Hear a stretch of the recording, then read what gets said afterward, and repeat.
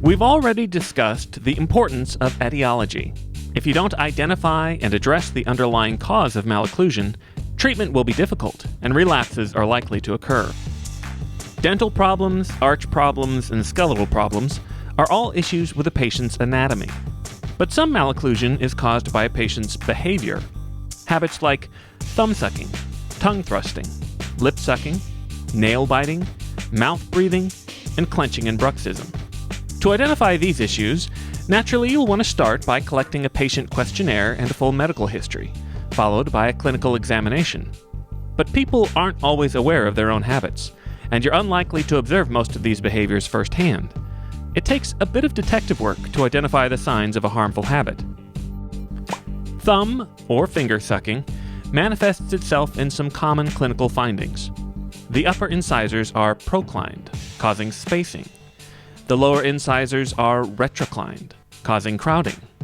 The upper alveolus may be distorted, and the thumb or finger involved may have dry, chapped skin with a callus. Thumb sucking can undermine efforts to align the teeth and cause relapse if it persists in retention. Like thumb sucking, lip sucking results in proclined upper incisors, causing spacing, and retroclined lower incisors, causing crowding. The lower lip may be enlarged and red, and with dryness and chafing beyond the vermilion border. You may also find tooth indentations on the lip. Lip sucking can undermine efforts to align the teeth and cause relapse if it persists in retention.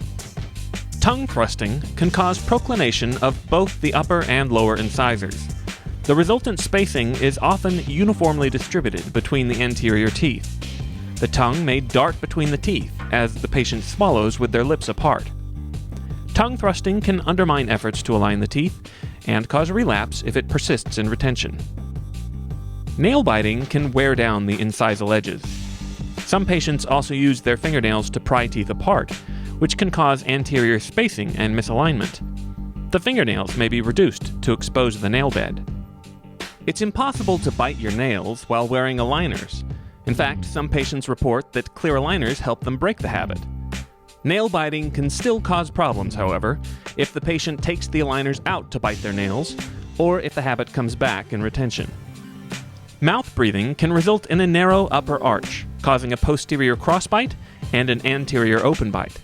It may manifest in an increased facial height, with the mandible positioned lower and further back than typical. You may observe a low tongue posture, dry, pale lips that rest apart, and inflamed, dry gingiva around the labial surfaces of the anterior teeth. Mouth breathing can undermine efforts to expand the teeth or close an anterior open bite.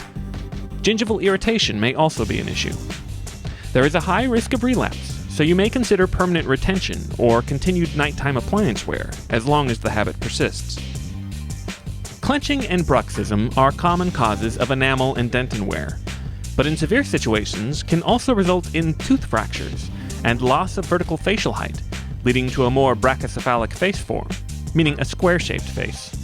You may observe prominent masseter muscles, and your patient may complain of jaw muscle and joint pain. Clenching and bruxism can quickly wear through aligners and retainers.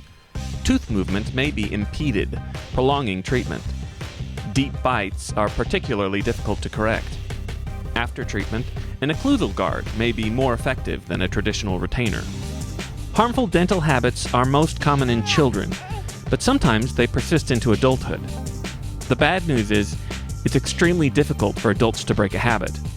These habits interfere with movement and increase the chance of relapse after treatment.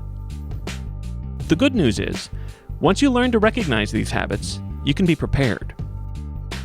You can choose appropriate cases to treat, set realistic expectations, and work with your patients to manage their condition. In this series, we've learned why orthodontics matters, Engel's classifications of bite relationships, and Andrew's 6 keys to ideal occlusion. We've learned to identify dental problems, arch problems, skeletal problems, and harmful habits. This concludes our introduction to orthodontics.